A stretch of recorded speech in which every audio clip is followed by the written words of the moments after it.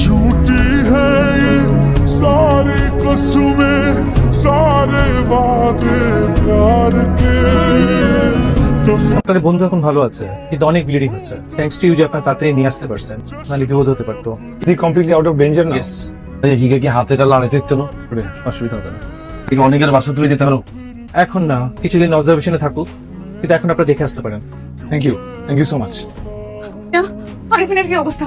ও ঠিক আছে? এতক্ষণ লাগে না আমরা হসপিটাল আসতে? কতক্ষণ আগে আপনার ফোন দিছি? কোনায় ছিলেন আপনি? শুটিং এ? এই রাস্তা অনেক জ্যাম ছিল। ও কই? ও ঠিক আছে, ওটি থেকে কেবিনে নেওয়া হয়েছে। সুইসাইড করার ট্রাই করছিল, আপনি বুঝতেছেন? ব্যাপারটা কিন্তু আরো সিরিয়াস হতে পারে। আমার মনে হয় আপনার একটু ওর সঙ্গে কথা বলা উচিত। তুমি সবকিছু ভুলে যাও, তুমি আরিফিনের সাথে মিলে যাও। আরিফিন তোমার ছাড়া থাকতে পারবে না। দেখেন না একটু সবকিছু ঠিক করা যায় কিনা। আমরা যাওয়ার আগে ওনার যাওয়া দরকার। ওনার লাইতে পুরো ভেজালটা লাগছে। এতে গেলে দেখবেন আরিফিন সুস্থ হয়ে গেছে। প্লিজ ভাইয়া, আমি আরিফিনের সামনে না যাই। আপনি কি নিয়ে আসছেন? এটা পাঁচ হিরোছে নাকি মরে গেছে এটা দেখার লাগনি। আমি যদি এখন আরিফিনের সামনে যাই, ও আবার আমার সঙ্গে ইমোশনালি কানেক্টেড হওয়ার ট্রাই করবে। এটা আমাদের দুজনের জন্যই ঠিক না। আমি যতদিন ওর কাছে থাকবো, ও মুভ অন করতে পারবে না। বেটার আমি ওর সামনে না যাই। আমি শুধু এই খবরটা নিতে আসছি যে ও ঠিক আছে কিনা। একটা উল্টা হয়েছে না?